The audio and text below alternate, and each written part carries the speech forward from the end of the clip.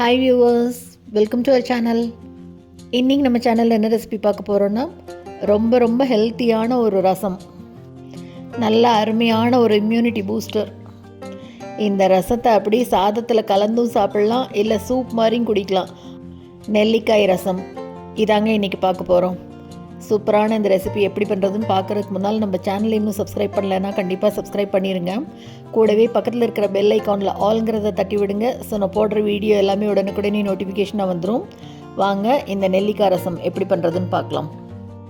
இதுக்கு முதல்ல ஒரு மிக்ஸி ஜாரில் 1 ஸ்பூன் மிளகு, 1 ஸ்பூன் சீரகம், கூடவே 2 பச்சை மிளகாய், இது கூட 1 கொத்து கருவேப்பிலை, கூடவே கொஞ்சமாக கொத்தமல்லி தழை நல்லா ஃப்ரெஷ்ஷாக இருக்கிறதா எடுத்துகிட்டு, இது கூட 2 நெல்லிக்காய் கொட்டையை எடுத்துகிட்டு இந்த மாதிரி கட் பண்ணி எடுத்து வச்சுருக்கேன். அதையும் சேர்த்துட்டு கொஞ்சமாக புளி ஊற வச்சுருக்கேன். தண்ணியும் ரொம்ப கொஞ்சமாக விட்டு ஊற வச்சுருக்கேன். அந்த தண்ணியோடு இந்த புளியும் சேர்த்துக்கலாம். இப்போ இது எல்லாத்தையும் ஒரு தடவை அரைச்சிட்டு வந்துக்கலாம். ரொம்ப நைஸாகவும் அரைக்க வேண்டாம், குறகுறப்பாகவும் வேண்டாம். இப்போ இந்த அரைச்ச விழுதை ரசம் வைக்கிற பாத்திரத்துக்கு மாற்றிக்கலாம். இதை அரைக்கிறதுக்கு புளி ஊற வச்ச தண்ணியை மட்டும்தான் சேர்த்து அரைச்சிருக்கேன். இப்போ இந்த மிக்ஸி ஜார்லேயே இன்னும் கொஞ்சம் தண்ணியை சேர்த்து நல்லா அலசி அதையும் சேர்த்துக்கலாம்.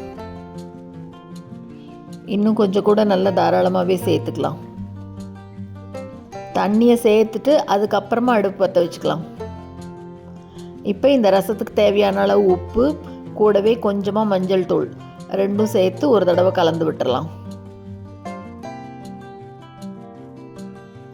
லேசாக கொதி வர ஆரம்பிக்கும் போது இப்போ இன்னொரு நெல்லிக்காயை கொட்டையை எடுத்துகிட்டு மறுபடியும் இதே மாதிரி கட் பண்ணி வச்சுருக்கேன். அதையே அப்படியே சேர்த்துக்கலாம். இதோடவே சேர்த்து ஒரு 2 நிமிஷம் கொதிச்சதுன்னா போதும், நெல்லிக்காய் அப்படியே சாஃப்டாக வந்துடும். இப்போ அந்த புளியோட பச்சை வாசனை போகிற வரைக்கும் 2 நிமிஷம் நல்லா கொதிக்க விடலாம்.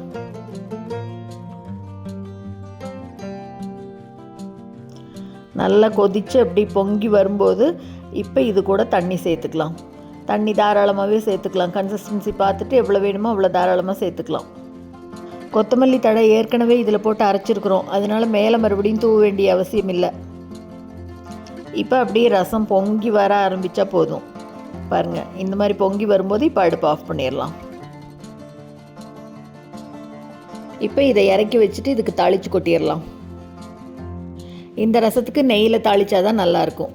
நெய்யில் கடுகு, காஞ்ச மிளகாய், கருவேப்பிலை, கொஞ்சமாக பெருங்காயத்தூள் எல்லாம் சேர்த்து அப்படி நல்லா பொரிஞ்சோன்னு எடுத்து இது மேலே கொட்டிடலாம். அவ்வளோதாங்க, ரொம்ப சுலபமாக ஹெல்த்தியாக நெல்லிக்காய் ரசம் வச்சாச்சு. சூடாக சாதத்து மேலே விட்டு சாப்பிட்டா அவ்வளோ அருமையாக இருக்கும். பருப்பெல்லாம் எதுவும் சேர்த்தலை இல்லையா, அதனால் அப்படியே சூப் மாதிரி குடிக்கலாம், அதுவும் நல்லா இருக்கும்.